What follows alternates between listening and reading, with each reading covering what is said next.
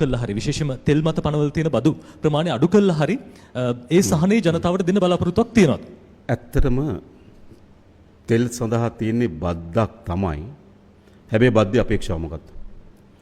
තෙල් සංස්ථාව ණය තිබුණා බිලියන 884ක්.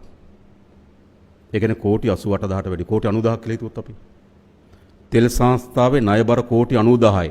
රාජ්‍ය පාලනය කරපු කණ්ඩායම් දීර්ඝ කාලයක් රට පාලනය කළා තෙල් සංස්ථාවේ ණය කෝටි 90000යි. ඒ මුළු කෝටි 90000ම භාණ්ඩාගාරේ බාරගත්තා අපි.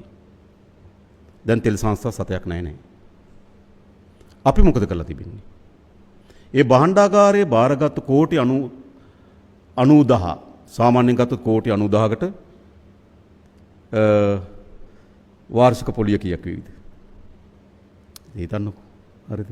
ඉතින් ඒකත් අප මොකද බිලියන 100ක් විතර වෙන වාර්ෂිකව ඒ කියන්නේ කෝටි 10000ක් විතර වෙන වාර්ෂික පොලිය විතර. එතකොට ඒක භාණ්ඩාගාරයට අපි මොකද කරේ?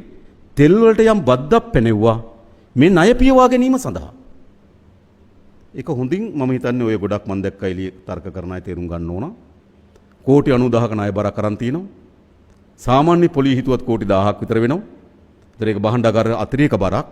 ඒක අපි තෙල් වලට බද්දක් දාලා එකතු කරනවා. ඔබ හිතන්න කොච්චර කාලයක් ආවිත් දන්නේ. හැබැයි අපි දන්නවා ඒක හේතු කරන තෙල් වල මිල ඉහළ යාම තියෙනවා. දැන් අපි පහුගියදා තෙල් මිල ඉහළ දැම්මා. ඒ තෙල් මිල ඉහළ දාම හේතු දෙකක් තිබුණා. එකක් තමයි අපිට පරිහරණය අඩු කර ගැනීම ඕනකම තිබුණා.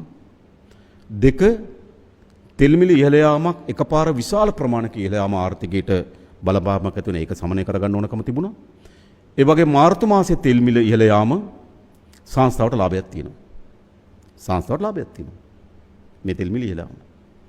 හැබැයි ඊළඟ අපි નિયમિત වැඩි කිරීමේ අපි මිල ගැලැප්වීමේදී අපි මේ මාර්තු මාසයේ ලබාගත්තු ලාභයත් ගණනය කරනවා අපි.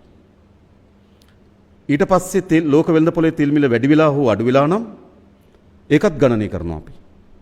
ඒ ගණනය කිරීම අනුව අපිට උත්තර දෙකක් ලැබෙන්න පුළුවන්. තෙල් මිල වැඩිවීම හෝ අඩුවීම. දෙකම ලැබෙන්න පුළුවන්. යථාර්ථය මොකක්ද කියලා ඔයගොල්ලෝ දන්නවා. දෙකම ලැබෙන්න පුළුවන්. ඒතර අපි බලනවා මේ මිල වැඩිවීම ඒ තෙල් හරහා ගොඩනැගෙන ආර්ථිකයට බලපෑමක් ඇති කරනවා නම් අපි බද්දේ යම් ප්‍රතිශතයක් අයින් කරනවා. ඒතර අපි මේ මාර්තු මාසයේ වැඩිවීමේ ලාභයයි බදු ප්‍රතිශතය අඩු කිරීමයි හරහා අපිට වැඩි කිරීම සිද්ධ වුණොත් ඒ වැඩි කිරීම අපිට අඩු කරගන්න පුළුවන්. ඒක තමයි අපි උපාය මාර්ගය උනේ.